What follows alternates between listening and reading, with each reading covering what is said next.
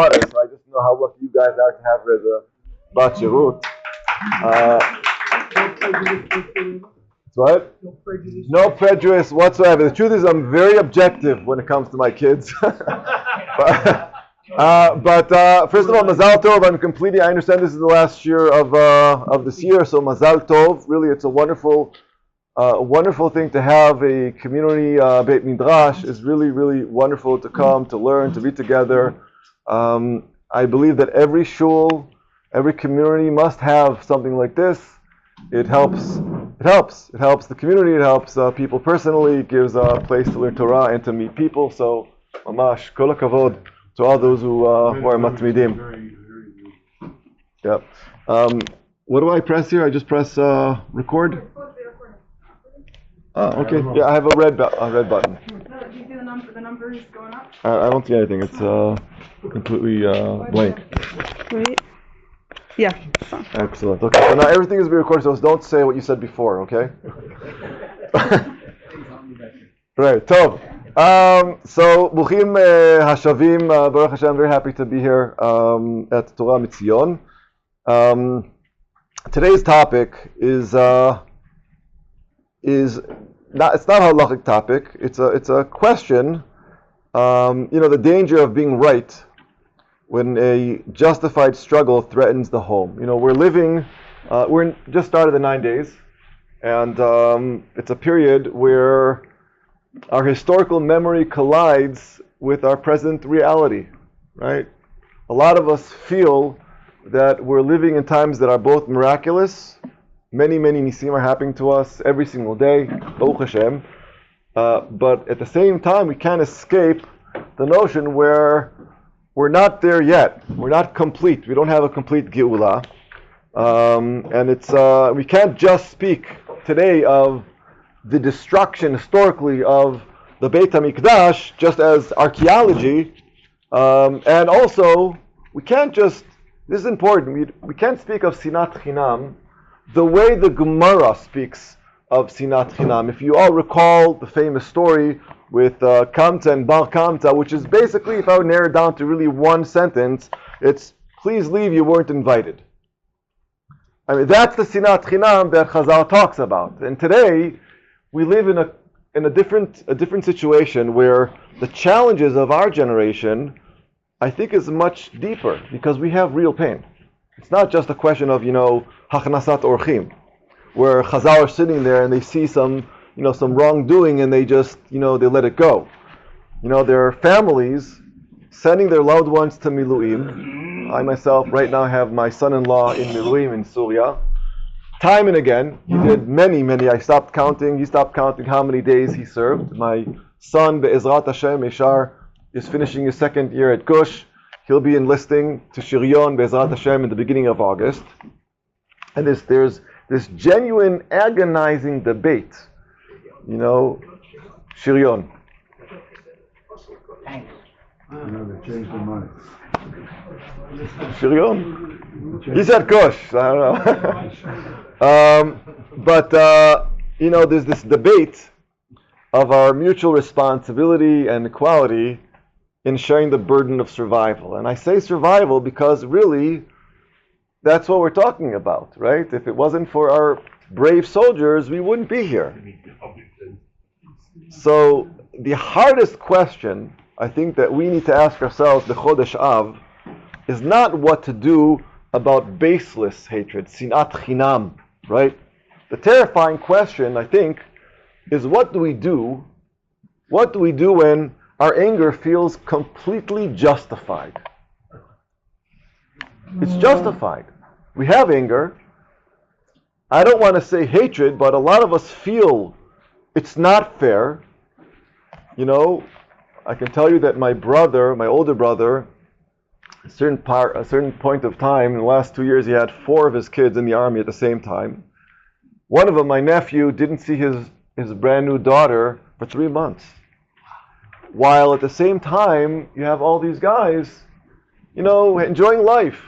Not only that, but I remember I live in Rehov Gretz. There's a beautiful Tayelet on Rehov Dubnov.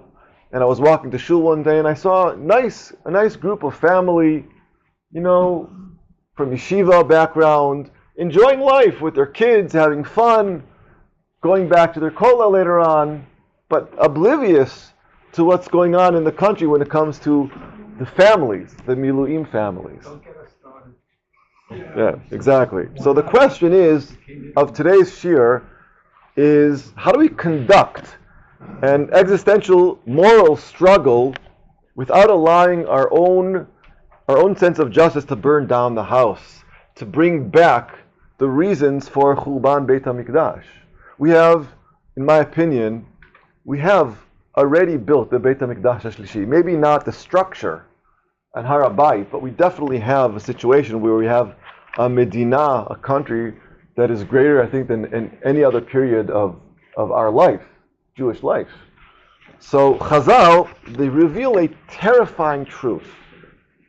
It's a truth about the destruction of the Beit HaMikdash Hasheni. So if you turn to source 1, I'm going to read it in Hebrew just because I think it's important to read the Hebrew source, and then I'll translate it. The Talmud Yerushalmi, Masechet Yoma, says the following: Lo charav habayit barishona, Churban Beit HaMikdash harishon, ela shehayu ovdei kum umegale arayot veshofchim damim. We know Gilui Arayot, right? Shfichut damim. That was the first Beit HaMikdash. But the second Beit HaMikdash, the one that we're closer to, that we're mourning, אבל בשני מכירין אנו אותם שהיו יגיעים בתורה וזהירים במצוות ובמעשרות,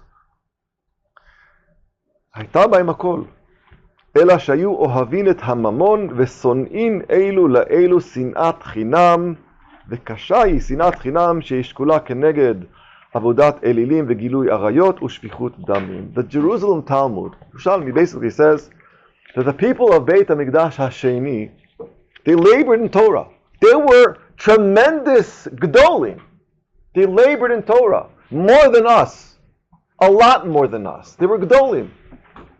They were careful in observance of the commandments of Trumot u'Ma'asrot, which means that the second idea was fixed of the Mammon part, right? And they possessed all the good traits and good characters of a Jew. That's what the Yerushalmi is telling us. And then they make the almost incomprehensible statement. After we just talked about Talmidei Chachamim, Gdolim, Torah, observance and character, why was the Beit HaMikdash then destroyed? The Talmud says because they loved money. Okay? Talking about Torah scholars. They loved money and hated one another with baseless hatred. How do pious, generous, Torah-observant people destroy their own society based on this? How can something like that hate somebody? It doesn't negate every idea of our Torah. Of course it does. So the Netziv, in a beautiful remark, says something really amazing in the second source. They basically that the hatred that destroyed the Beit HaMikdash wasn't born of wickedness. It wasn't evil hatred. It wasn't hatred of I hate you. You're despicable. It wasn't that kind of hatred. Simu lev, what kind of hatred Chazal are talking about? Basically, it was born of self-righteousness. V'ha'amek davar, the Netziv says the following: Upirashnu shayu tzadikim v'chasidim v'amalei Torah. He's quoting the Yerushalmi. They were righteous, gdolim, Talmidei Chachamim. So what happened? Ach lo hayu yesharim behalichot olamam. I'll explain a little bit later. על כן מפני שנאת חינם שבליבם זה את זה חשדו את מי שראו שנוהג שלא כדעתם ביראת השם. I'll explain what the Netziv is saying in simple English. The Netziv basically writes that people of that generation who were righteous and Gdolim, devoted to Torah, deeply religious, didn't treat others with fairness and respect. In what sense? When they saw another Jew serving God differently from them, this is what the Gemara is saying, what the Netziv is basically giving commentary on. When they saw somebody who didn't observe Torah like they were observing Torah, they quickly suspected them of being a heretic. Apikoris. What? No, saying mamash. They thought that they're not good Jews. If you were walking and you saw somebody who had a different yarmulke than yours, that's what they're talking about. People do. But that's what they're talking about. That's the sinat chinam that the Netziv basically is saying. That's today. That's not 2,000 years ago. The problem wasn't that they lacked truth. Chazal, we're talking about Chazal. We're talking about, when we say Chazal, we're talking about them. We're talking about those people. Those people who had baseless hatred. Sinat chinam that the Gemara explains, right? It was their absolute truth, right? Anyone who disagreed was no longer just mistaken, but they were a threat. That's today. We have the Charedi, the Chardal, the Tilumi, the Chiloni, the Atheist. Every single group thinks the other one is not only wrong, but they're destroying Israel. That's exactly what we have today. It's not, what we said before, you weren't invited, please leave. This is much more deep. This is actual hatred. When you have absolute truth. Now, the Gemara Bava Metzia pushes this even further, revealing the ultimate paradox of the destruction. Right? The Gemara says in the third source, you should have them in front of you, says the following: Amar Rabbi Yochanan, Lo charava Yerushalayim ela shedanu badin Torah. Isn't that weird? Right? Rabbi Yochanan said Jerusalem was destroyed only because they judged strictly by Torah law. Isn't that what we want? So what is the Gemara saying? Shanav, I need a source sheet. Yeah. Yeah. Okay, perfect. You got it. What does it mean? It's a good. We're judging. It's a halachic state. No, it means that we're all following Torah. Mazal din Torah. How should they have judged things, right? Rather, what are they actually saying? They insisted strictly upon the letter of the law, but did not act beyond. Lifni mishurat hadin. You can follow the din. It's keilu, you say to yourselves, my grandchildren, they're wonderful people. They really are. They're really great kids. But they're messy. When I come to visit them, their room is completely messy. Okay. Now, I had Baruch Hashem, I loved my grandmother, Zichronah Livracha, but she was very, very strict. Very strict. And when she came, boy, did I have to make sure that every drawer, every pencil was perfect. That's how she was. That's din, right? You can't let the small things slip away. So the Gemara and Bava Metzia is saying that's why there was Churban Beit HaMikdash. It fell because people were 100% legally and morally right. And if I think I'm 100% legally and morally right, what does it say about the person next to me who is different than I am, who acts differently, who believes a little bit different, that his hashkafas are different? Automatically, I see him as an outsider. I don't see him as part of the Jewish nation because he's wrong. It's because of him that everything is going on. It's because of him, because he's wrong, because I have the absolute truth. That's din Torah, right? When a person believes, and this is true, when a person believes that they are fighting a holy war, light against darkness, everything becomes permissible. And this is exactly what happened in the besieged Yerushalayim, in the Matzor. By the way, this is also what happens when couples fight. It's an unfortunate situation. Everyone thinks that they're right. Until they finally, after 3-4 hours of yelling at each other, they realize, I didn't know. Like, if you would have just told me.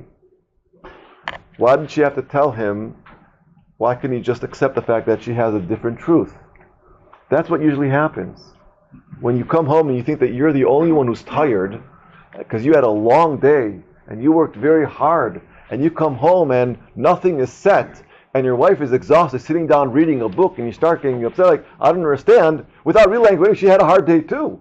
But in your mind, only you had a hard day.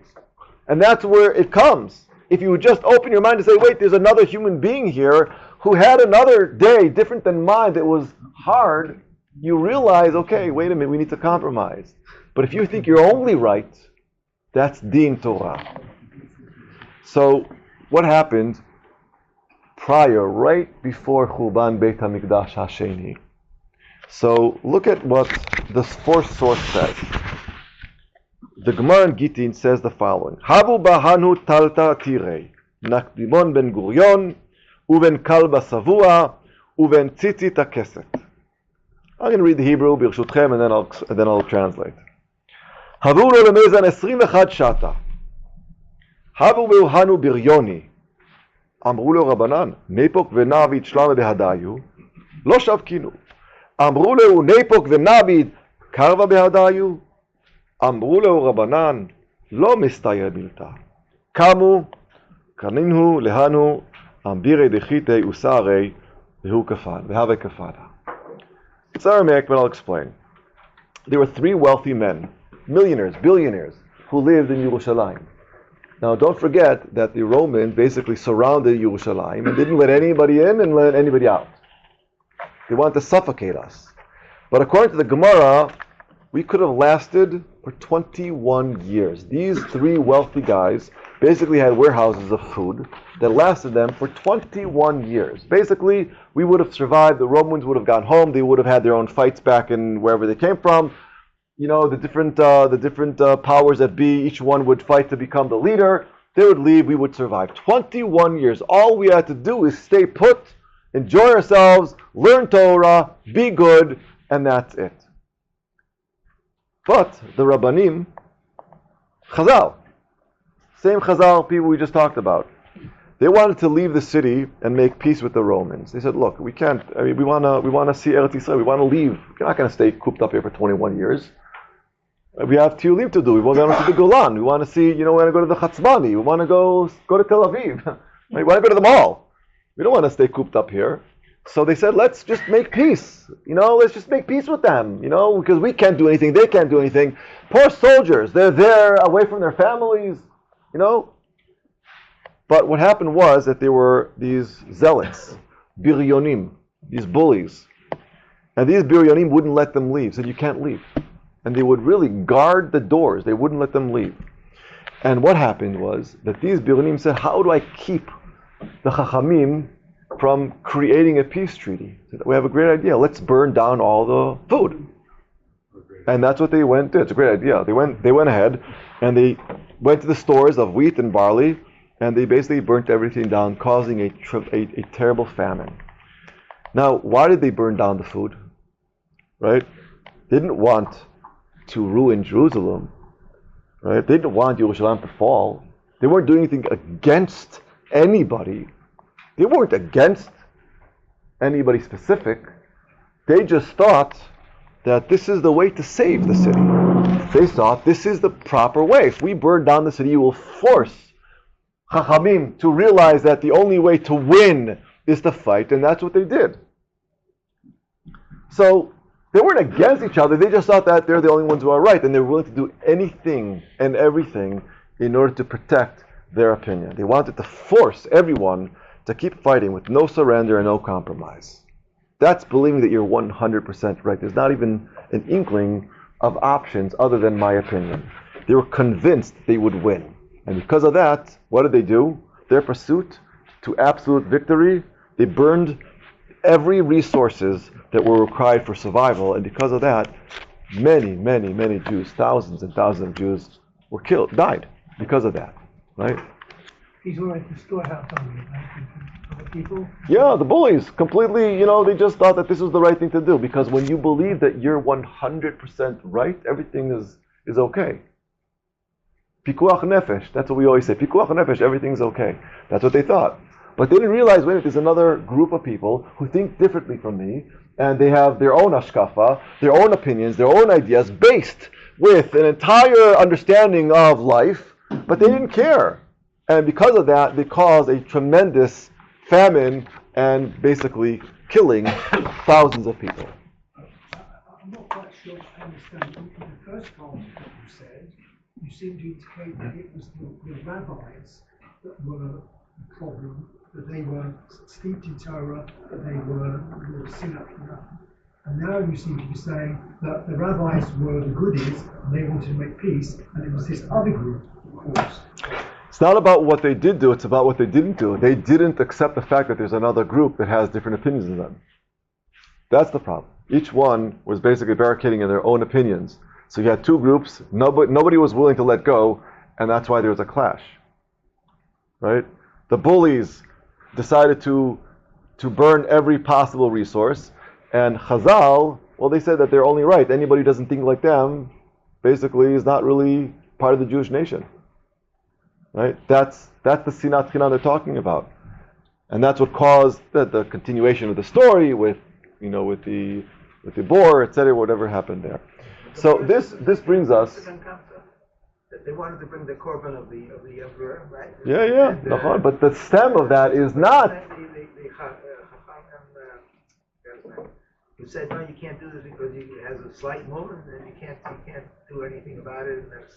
Yeah. No, I mean, this is yeah. So that's this continuation of the story. But where does it stem from? It's not because of what happened there with my idea is the right one. That's it. Right, and that's what we have today. And again, but this brings us to the previous parsha, Parashat Matot Maseh, that we just read.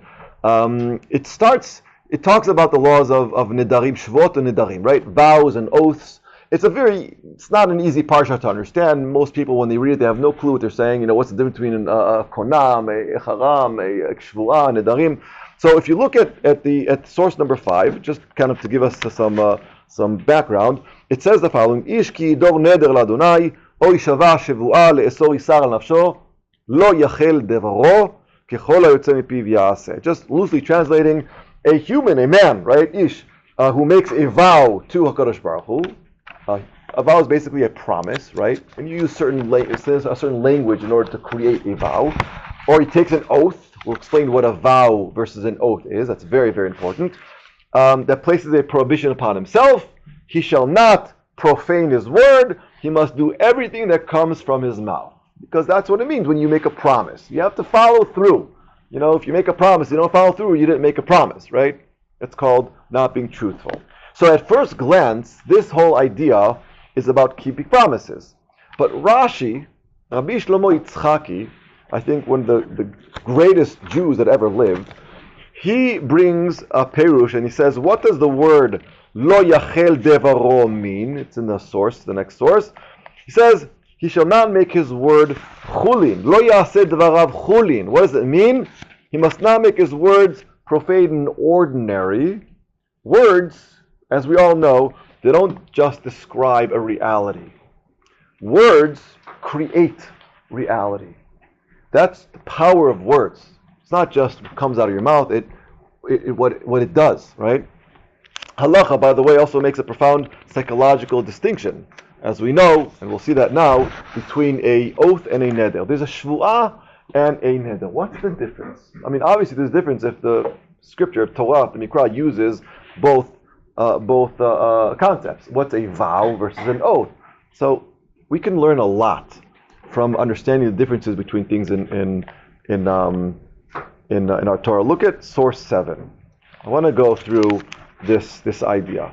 Source 7 says the following: Aida tana nedarim, the mitzar chefza alea, tana nami charamim, the mitzar chefza alea, le'apukei shvuah de ke'asar nafshei min chefza.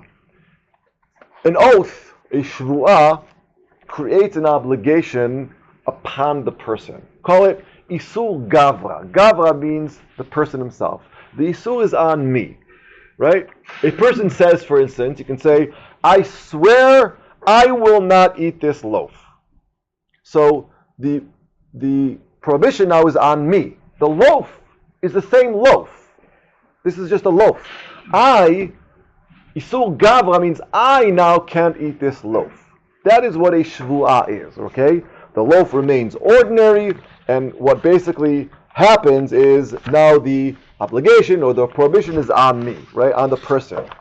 On the other hand, a neder, a vow, right, creates a prohibition on the object. It's called isur chefza, as we saw in the Gemara. So a person basically says, this loaf of bread, this loaf is forbidden to me, like a sacrifice is forbidden to me. So it's not a blemish on me, it's that this loaf now is forbidden. It's not that I can't eat the loaf is that this loaf is forbidden to me. Is that clear? One is the Isur Gavra, one is the Isur is on me, and the Isur Chefza is that it's on the Chefetz, it's on the object, okay? So the loaf itself basically receives a new status. This loaf is not just an ordinary loaf, this loaf is like a korban. Therefore, this loaf is problematic. I can't eat this loaf. Versus an oath where the loaf is great, but I myself, I now am saying that there's a blemish on me. I now am prohibited from eating this loaf. The net result is the same. The net result is the same, but very important distinction is what is the Isur? Isur Gavra, is the Isur on me, right? Or not. So it inherently, in a neder, becomes inherently forbidden object. The Chefza is problem, right? Not the Gavra. Versus an oath with the Gavra is the problem and not the Chefza. And this is the ultimate key, I think, to understanding, every modern machloket, any machloket that we have, any discord, any situation where there are two opinions that oppose each other, right? An oath level, we call it, right? An oath level disagreement remains focused on the actions. If you think about it, an oath basically says the policy is dangerous. It's not a good policy. It's not good. It's not going to create a good situation for anybody, right? It is unacceptable for one part of the nation. It's unacceptable to carry the burden while another doesn't do that. That's an oath level machloket, right? This is harsh, and you're supposed to be harsh, but it's a necessary rebuke. You're saying there's a problem with the policy. There's a problem with these different ideas. But the person that I'm arguing with, he's still my brother. We're arguing about the Chefza, not arguing about the person. We're arguing about the whatever is at hand, right? So we assume that the person I'm arguing with is still part of Am Yisrael. He's still part of the Brit. Destruction, and where arguments go to places that bring havoc and bring terrible situations, begins when the argument becomes a vow level argument. When it's not about the Chefza, it's about the Gavra. It's about the person, right? So we shift from Isur Gavra to Isur Chefza. So we don't say that the policy is wrong. We say your actions are wrong. Now think about any argument that you ever had. When you're arguing with somebody, do you leave it at the situation, or do you start pinning it on the person? You're wrong, right? All you have to do is open any Atal Chadashot in Israel, and you'll basically see whichever way it goes. But usually it's the Isur Gavra, right? We say you're a parasite for thinking that way. How can you think that way? You are problematic, right? You're a traitor. I've heard so many people say about certain streams of Judaism in the Haredi world more like Hem Bogdim. Is that an Isur Gavra or Isur Chefza? Is that a vow or is that an oath, a shvu'ah?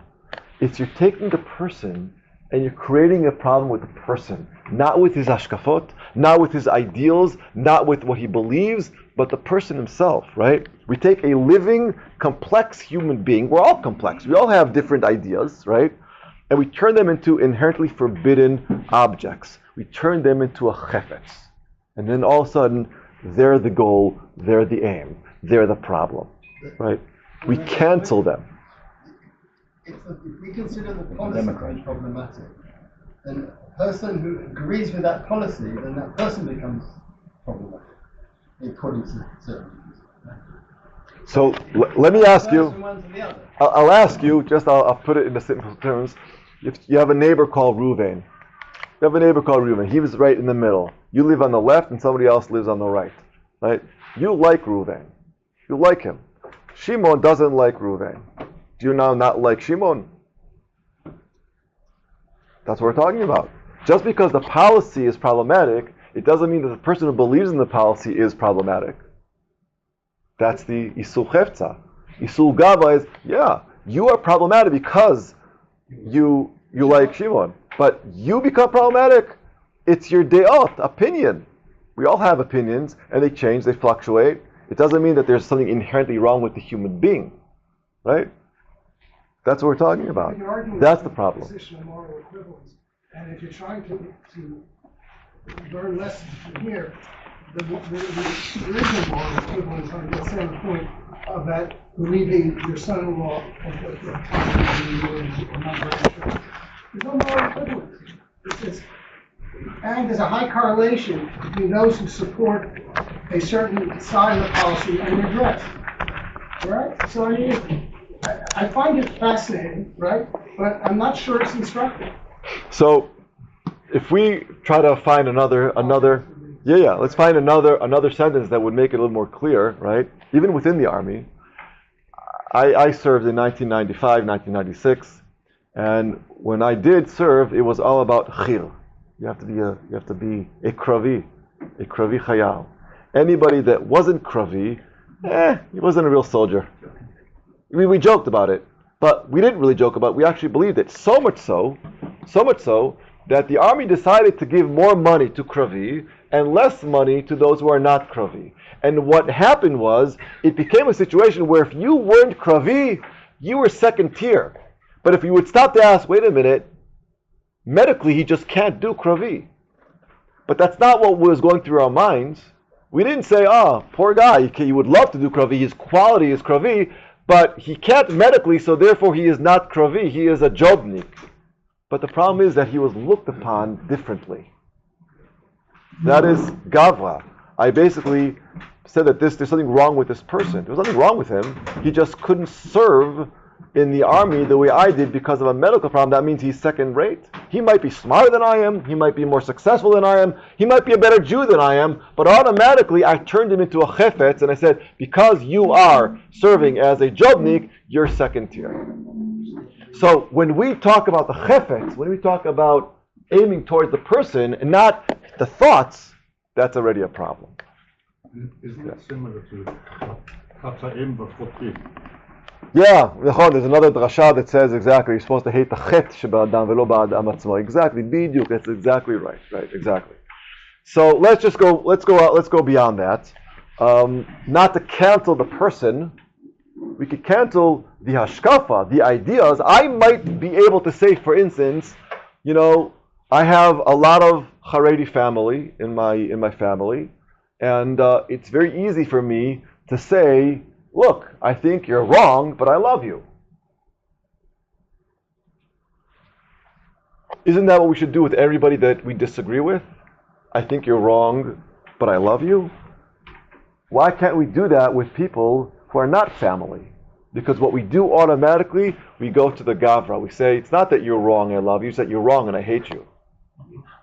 That's the problem. That's the problem. I'm not talking, forget that. I'm saying from the person's point of view. That is the problem that Chazal talks about when they say sinat chinam. It's that you think you're so right, anybody that thinks differently than from you is so wrong, and therefore, what? You have two options. You can create a situation of a vow, a neder, or a shvuah. Most people, they jump to the neder and say, no, there's something wrong with you. You're the parasite. You're the traitor. And when you do that, you are creating a true divide. Right? We cancel them. Right? Mamash kacha. And that's what the Biryonim did. They created a situation where they burnt down food. They ended up killing people because they thought that they were right. Yeah. There are certain situations in which it would be allowed to do that because, let's say, your life is on the line and they're not helping you. Or you're sacrificing your life for other people and they are taking part in that fight or role. And in which case, man, they're canceling you out, basically. Right. So we're going to get to that exact answer. We'll get to that answer in a moment, okay? But before we do, though, what does it mean? Are we supposed to remain silent? Are we supposed to say, okay, okay, so you feel differently than me, then great, then I'm not going to say anything? No, we're supposed to argue. The Torah wants us to argue, right? We can't abandon our justice, right? But it's also in Parashat Matot. Amazing how Parashat Matot has the answers for us. Do you remember what happens in Parashat Matot with Gad and Reuven? Same exact situation. But there we have a situation where Moshe Rabbeinu, he doesn't reply with diplomatic fluff. He doesn't say, oh, okay, well, let's make a deal. He doesn't do that. He doesn't do that kind of a deal. What he does is he yells at them. Literally, look at source 8. This is the famous pasuk. Ha'achichem yavou lamilchama ve'atem tishvu po. Are you ridiculous? Is it possible? Will your brothers go out to war while you remain sitting here? But Moshe's demand for mutual responsibility echoes through the ages, as we can see in the testimony today. But there's a word that he uses that is very, very, very important. He says, ha'achichem. He says, your brothers. The context that Moshe Rabbeinu's rebuke, the context that he stays in, the refined moment of the Misgeret, is that we're still brothers. It's not about you, it's about your decisions. It's not you, it's your decisions. And the truth is, I can tell you from experience, just from being a Rav Kehillah, people consult all the time, a parent comes to me and says, Rabbi, I don't understand why my child doesn't want to go to university. He doesn't want to go to university. Convince him to go. He needs to learn. So I said, I understand that you want him to learn, but do you have a problem with your daughter, with your son, or with the fact that he's not going to university? Which one is the problem? And many times when you unpackage the thing, it's not that they're going to university or not going to university. That's the chefza. It's the gavra. They are just not living the life that I want them to live. It's them. That's usually the problem. In most machlokot, it's usually because we're not talking about the situation, we're talking about the human being. And that's where divide happens. And that's where most fights happen. It's just, psychology 101, the best way to argue is to realize that there's a mirror there and you're arguing with yourself to two different ideas. You don't hate yourself. We'll get to that also very soon. Anyway, so he says, ha'achichem. Yes. So in the cases you've described, let's say Gad and Ruvain and the person that comes to you who not going to university, Yep. You're assuming that they all feel as part of one family, as part of one unit, and therefore, you have concerns. What about the society, and I think we have elements today in Israel, where one part of the society feels that they are not the same as the other people. They're the true Jews, and the other people are whatever they are, and therefore there's no responsibility, there's no reason to stick up for them. Right. I mean, how does that work? So let's go through, and I think we'll answer that to a degree.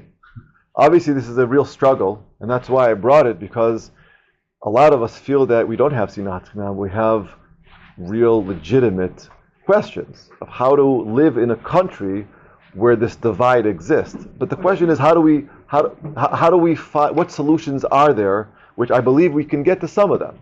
So we'll see. We'll see how we. So if you're living in America, okay, in Baruch Hashem, I'm not. Well, you can't, but I grew up there and I know the parts of it, okay? Yeah. So here you have to have both. You have to have soldiers, okay? After 1,000 years, they didn't have to fight, okay, and be killed, and have the kids killed, and their grandkids being killed, okay? They had to do that here, okay? But that's just the way it is. Otherwise, the country couldn't continue. You had to have an army. I'm going to ask you a question. I'll tell you why I'm going to ask you a question. And I apologize. I don't mean to insult you, chas v'chalila. I'm 49 years old. Okay. Can I serve in the army? Would you do it? I'm asking, no, right now, at the age of 49, can I serve now in the army? I could. There are many people that volunteer. Yeah. I'm not volunteering right now because I finished the army when I was 41 years old. I did my miluim. I did a lot of days. Do I have a chiyuv according to you? Because you just said we have to have the army. Do I have a chiyuv not to go to the army? No, but you want to have an army. B'chal. Who? You did that when you So everyone has to go to the army? My father. But here what you do, but realize what you're doing, you're taking a situation where you believe everyone has to go to the army and you're making that the 100%. Everyone means everyone, but it's not, because I did my shirut. I have no obligation from the law's point of view now to do, which means that there are people who don't have to go to the army right now. So it's not 100%. So if somebody believes in a way of life that you disagree with, Are they part of everyone has to go to the army? Because in your mind, everyone, that's your 100% belief. They believe differently than you. They believe that they're in a different kind of army. They believe, and I'm not justifying, I'm just saying that that's the problem when we take our belief system and we say this is the 100% only truth. Anybody else who is not in there is not part of the country, not part of the Am. That's how they look at it. I'm not saying them. I'm saying you personally. When we come to think about these Yeah, things. but I know both ways, okay? I got the. So you're choosing one way. I get it, and you have all the right to choose a belief system. But don't forget that there's somebody else out there that doesn't believe with your system. Don't put a pgam, a blemish on them personally, but maybe on their ashkafa. War is part of it, okay? So we're all right, okay? They live somewhere, someplace, and the one was more dati, low dati, this, that. But when you're living, I don't know. I don't understand it. Maybe because I'm a little older. I remember in '67, okay, in America. Yeah. I was 16 years old. I was in America. I was crying then because there's an army that started an army here. I'm going to move on. Can we move on? We can Okay. move on. Beseder No, gemur. I don't think so. I don't. That's. I'm That's telling fine. you. We're moving on. We got to move on. I accept. I accept. I'm just saying that is where Why did I come the then? problem occurs is when we start believing that anybody else that doesn't think like us, it's not the ashkafa, it's the people themselves. And I blame them. And I'm saying they should be ostracized. They shouldn't be part of us. They're not part of, their Torah is not Torah. That's the problem. But let's go on. I want to go to the Rambam. You still won the war, sir. That's- We're moving Be'ezrat on. Hashem. I will come back. Stop, don't talk like that, okay? That's not Be- the Be'ez- we just want to continue, but Be'ezrat Hashem, I hope to answer more of your questions a little bit later. Beseder gamur. Besimcha. We'll continue. No, because that's a question of אני אתייחס, בעזרת השם. whether you have an army that protects you. And otherwise, stay in Brooklyn, okay? Then you don't have to. I'll say one last sentence. Does Torah protect you? Huh? Does Torah protect you? Do you believe Torah protects you? It's Hashem has That's not what I asked you. Do you believe learning Torah? Does that protect you or not? Yes, Okay, so somebody believes that that's their army. it's part of being an army. Okay. The Rambam codifies this and says the following when it comes to two opposing opinions. The Rambam says the following in source 9. הרואה את חברו שחטא שהלך בדרך לא טובה. מצווה להחזירו למוטב. You see somebody who's doing something wrong, right? A person sees that, your fellow Jew is sinning, mamash a sin, or following some type of improper path. It's your obligation to bring him back. You go and say, look, I think you're wrong. You're doing something wrong. Right? You're sitting down, learning yeshiva all day, and your brothers are actually fighting. You have an obligation to go fight. Right? But the Rambam continues, and he says, he must not speak, right? לא ידבר לו קשות עד שיחלימנו, שנאמר לא תישא עליו חטא. He says, he must not speak to him so harshly that he humiliates him. Rambam saying that. As it says, you shall not bear sin because of him. Right? There's a mandate for justice. There's a mandate for justice, but a strict prohibition against erasing a person that you're fighting. When we're talking about within your own society, within your own nation, right? Meaning rebuke is designed to change a brother, but not destroy his identity. That's very, very important. Again, these are not easy things to say. And as I started, the entire share today is that our emotions are so real that we feel that we're allowed to feel that way. We're allowed to hate because they're so wrong. But what do we hate? The actions or the human being? Sinat chinam, or the sinah that Chazal talks about, is when you hate the human being because of their actions and not the actual ashkafa. The Sfat Emet, by the way, teaches, kind of similar to what you said, Paul, but differently. He says that when we judge a person, we should look at the whole entire person, right? And not just his faults. Every human being is complex. We should believe that there's also good qualities in every human being, right? For instance, I'll give you just an example. It says as the Baal Shem Tov says this also. It says Ve'ahavta l'reacha kamocha, right? Now, when you look in the mirror and you see yourselves, and you know you're not perfect. Some people think they're perfect, but most people are enough, have enough modesty to say, "Look, I'm not perfect," but you still love yourself because you're not perfect. Yeah. No. When you sin, I think everybody loves themselves no matter what. No, time to. I have a good doctor to send you to. I'll leave you with the words that my mother said. Okay. I always love you. I don't always like you. All right. Oh, okay, but love, like is different. Love. You look in the mirror and you know the flaws that you have. You lied. You weren't faithful. You gypped somebody out of money, but you justify yourself. You love yourself. Ve'afta l'reacha kamocha, just like you love yourself, even though you have flaws that could be great, tremendous flaws, terrible flaws, or just minor. The Baal Shem Tov says the same way you're supposed to love another Jew, even though they have flaws, because you love the good part of them, right? Now, there's in Hilchot Nedarim v'Shvuot, as we saw in the parsha, there's something called a petach. A petach means it's a mechanism where you can find something that basically cancels the vow, cancels the shvuah. It's called an annulment of a vow. We do it every year. When do we do it? Hatarat Nedarim, right before Rosh Hashanah, right before Yom Kippur. Everybody has their own minhag, right? So a person who wants to find a way to annul his vow, his shvuah, he goes to a rav, he goes to a bet and says, "Look, I made a mistake." But a rabbi can't just take it away. I mean, you made a vow. You can't just take it away. So what does the rabbi have to do? He has to find a petach. He has to find a loophole. Find some way where we can say, okay, you know what? We're canceling the vow. But how does he do it? So the Gemara in source 10, it's a little bit of complex Gemara, so I'm not going to read the whole thing in Hebrew. Basically, it starts with the Mishnah, Rabbi Eliezer, Potchin le'adam b'chvod aviv ve'imo. What does it mean, b'chvod aviv ve'imo? The Gemara basically says that a Torah scholar asks you, look, had you known that your vow would bring such ogmat nefesh to your parents, would you have taken that vow?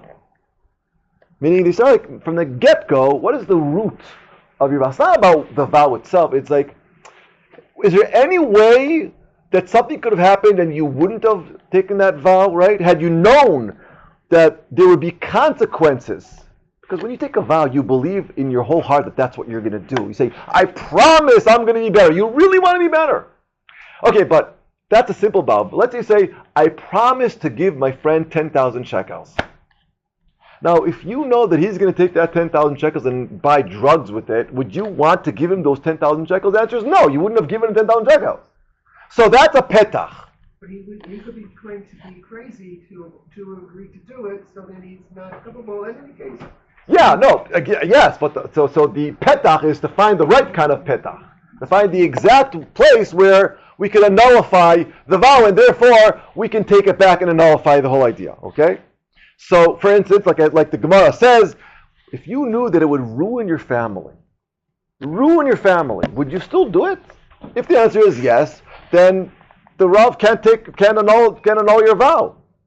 If you say, I really, really would. Now, there's a Beit Din, so the Beit Din has to believe you. It has to be conviction here. It's not just like, I wouldn't. They have to believe that you wouldn't, based on lots of different criteria, right? But then he could actually nullify your vow, because he knows that there's a petach, right? And only when a person answers, I did not make the vow, these are the actual words, I did not make the vow with these consequences in mind, and only then the vow retroactively can be annulled. That's called a petach. The Rav basically doesn't tell the person your truth is wrong. I believe that your vow was real. I believe that you want to be a better person. I believe that drinking wine is problematic for you. The alcohol ruins your life. Right? I believe that. But had you known that you're going to be called up to make the bracha at a Sheva brachot to your daughter or your son, and everybody would be looking at you, would you want to drink that cup of wine? The question is to him. I believe that your truth is true, right? I'm not canceling you as a human being. The Maharal says something beautiful. I didn't bring it in front of you. He says it, and he says, truth, emet. Emet is objective. It's not subjective. We all know that when Adam and Chava sinned, and they ate from Eitz Hadat, Tov V'Ra, it wasn't about Emet V'Sheker. Emet V'Sheker are very, very clear. Emet is objective. Tov V'Ra, good and bad, that's very subjective. What's good for me doesn't necessarily mean it's going to be good for you. What's bad for me doesn't mean it's bad for you. That's subjective. Subjectivity was introduced to the world and all chaos broke. Emet V'Sheker, we could all live with Emet V'Sheker, there's a right and there's a wrong. Very easy. Right? If you have a problem and you choose sheker, well then there's your problem for society. But tov v'ra depends on where you live. It depends on your situation. It depends on a lot of factors, right? So the Maharal says, truth demands immediately merciless justice. That's truth. But the world can't survive on a din. And that's why when Kadosh Baruch Hu creates the world, in the beginning it's din, but then he automatically turns to rachamim. Rachamim is subjective. Rachamim is I understand. There's no understanding when it comes to truth and false. There's no yes or no. It's not. When it comes to subjectivity, and I understand that everyone has their own pekalach, and therefore we're not all the same, right? And truth therefore requires shalom. It requires shalom. Shalom is that subjectivity. Shalom is a place where we find a petach. We find a petach, right? So even if I'm 100% morally right, I know that I'm right. And I'm telling you, everybody must serve. Because if we don't, we're going to fall apart. If I pursue my truth recklessly, right, I'm going to shatter the world around me. That is clear. And that's what's happening in Medinat Israel.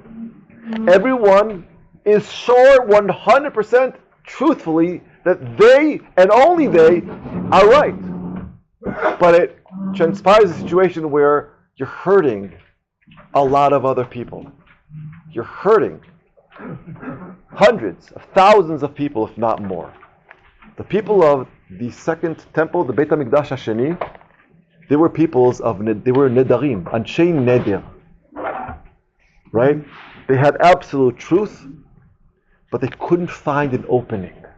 They weren't willing to find an opening. They won their argument, but they lost Jerusalem. The Biryonim won the argument, but they lost Yerushalayim.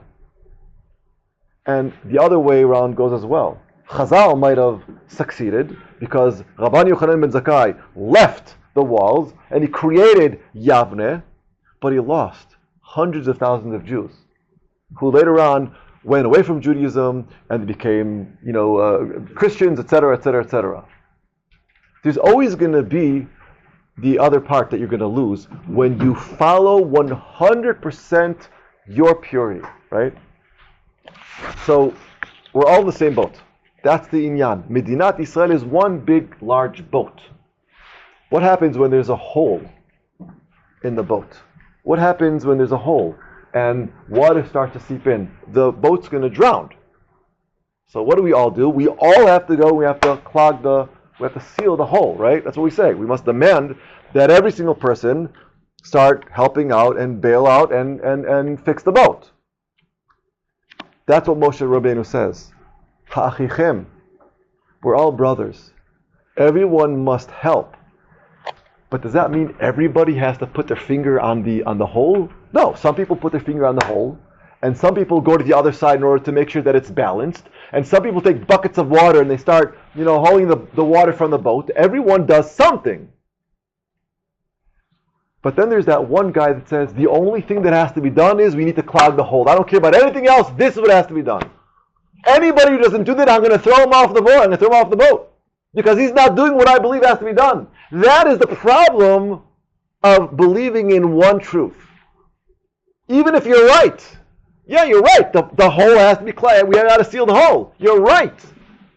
But they're also right. in their minds, they're also right. That, and only that way, we can start rebuilding our Medina to a state of a Geula Shlema. Because we're Achim, and that is, I think, what we were forgetting. We talk about it. When did we talk about it? We talked about it when the war broke, almost 3 years ago, when it broke out, and all of the Chayalim were going to save Am Yisrael, and there was a huge group of people that said, we're going to learn Torah. In their mind, I could disagree with them completely. And I can say, you're wrong. And I can say, you're terrible. But what am I saying? That the human being is terrible? Do I hate them? Or do you think the hashkafa is wrong? No, you should not stand with a bucket of water, and that's not what I want you to do. I want you to clog the hole, because that's what you have to do. Take your finger, right, and stick it into the hole, even though it might mean that your finger might be cut off. And the guy says, I don't want to do that. I think that I should take the water and start, piling it outside. Then there's one guy that says, I'm going to stand up and I'm going to make sure that I can find somebody. Maybe there's another boat out there that can save us. And then you're studying saying, no, that's wrong. You need to do this. That's what's happening. Now, you believe 100% morally that you're right. But that's also what the Biryonim believed. And they ended up killing many Jews. And that's what Rabban Yochanan ben Zakkai also taught. He left. And by the way, mark you that Chazal, they don't excuse Rabban Yochanan ben Zakkai easily. They ask the same question. Why didn't you try? You spoke to the Roman Empire. You could have said, save Yerushalayim. You didn't. You just wanted to take your Chachamim and go to learn Torah. Wasn't he applauded for what he did? What? Wasn't he applauded for what he did? Not by everyone, no. He himself asked the question. Yeah, not by everyone. On his deathbed, he said, Am I to go to Gan Eden? Yep. We can't let the argument over how to fix the boat turn into a desire to throw the other side into the sea. We can't do that. And I'm not talking about what the other side thinks.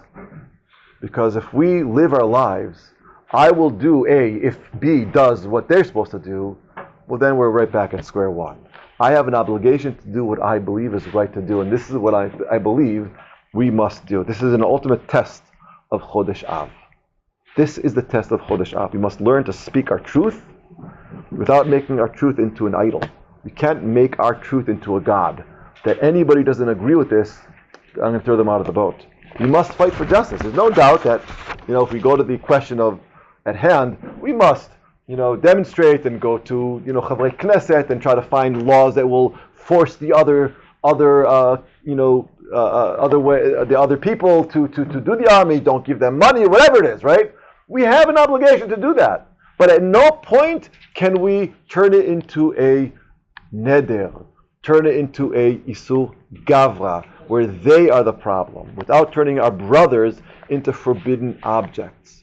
We need to love them, and it's not easy. But that's the test. That's the test of Ahavat Chinam. Ahavat Chinam, is not just to love your family because they're yours. It's to love every single Jew, even though you disagree with them tremendously, morally. That is Ahava. And by the way, this happens, unfortunately, too many times where a child is Yotzei B'She'elah, a child decides to marry a non-Jew. We are now up to the test. What do I do? Do I love them even though? Or if a child becomes, decides to say that I am now gay, how do we accept them? Do you say the problem is the son or the daughter or the action? I don't approve of the action, but I love you as a human being. You didn't change. You're the same exact person as you were before. But your actions are against the Torah. But I love the human being. I can't condone those actions. Okay. You don't condone those actions. But you love the human being. Do you go to the wedding? You love the human being? Yeah, I would go to the wedding. Definitely. Definitely go to a son or a daughter. A son or a daughter, I wouldn't accept that there's no kiddushin, but he deserves or she deserves to be happy. Right? What am I supposed to do? Now, just disconnect completely? There's always the ability of chazara b'tshuva. Always. Anybody could always be chazara b'tshuva at any point. But if you cut something off because you now aim towards the person himself, you've ruined everything, right? Anyway, the point of Chodesh Av, and this is where I'm going to end, is from the month that destroyed our home. That's what Chodesh Av is. We want to turn it into the blueprint of how to finally rebuild our Medina to the state where Kadosh Baruch Hu could say, oh, finally, Am Kshelef turned into an Am Segula. So perhaps the most important practice of our generation today is not to have the loudest voice in the argument, but to keep asking ourselves, and this is, I think, a chovah, and it's not just, finding a petach within different streams of Judaism. It's finding the petach with arguments that you're having within your own home, with your children, in your career, whatever it is, right? Whenever you feel a wave of justified anger towards another human being, another Jew, a spouse, a colleague, or whatever it is, pause for a moment and ask yourself the following: what am I not seeing? What am I not seeing? What am I not seeing? Because obviously, everybody's entitled to their opinion. Besides those who wear the shirt, everybody's entitled to my opinion, right? But everyone is entitled to their opinion. Pshuto kemashmo. If you look at a person on this kind of situation through the lens of a shared responsibility for the whole boat, everyone will do what they can, right? The family, the community, and differently. I think that is the petach, that's the opening that allows us to see the person, the human being again. And that, I think, is what we've been lacking, because we're focused on what they're doing wrong and not what might they be doing right. And I'm not saying this lightly. Believe me, like I said, my son-in-law, my son, and many others, my cousin Ari Spitz, where some of you might have heard, wounded tremendously in the war, and many others. Yeah, there's real rage, but that rage has to be put into context. There's a tremendous community out there that we must love, cherish, for real. Even with the heartache, even with the tremendous difficulty, there's still human beings that look at Yahadut differently. What I can do to save Am Yisrael is accept them as human beings, even though I don't accept the hashkafa itself. So that's what we have to do during these 3 weeks, during the final days, is actual ahavat chinam, and may we succeed, Be'ezrat Hashem, find the petach and cherish each other more and more. Be'ezrat Hashem. Okay.